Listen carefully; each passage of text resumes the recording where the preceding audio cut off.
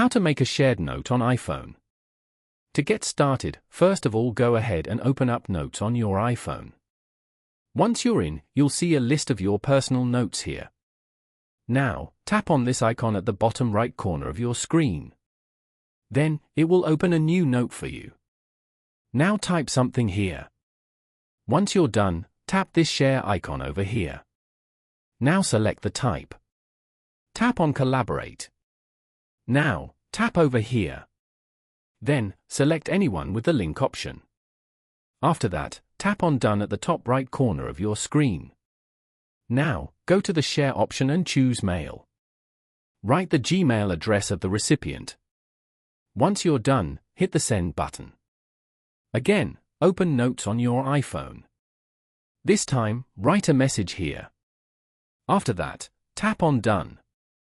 The person you shared the link with can now see all the changes that are made in this note. By following these simple steps, you can easily make a shared note on iPhone.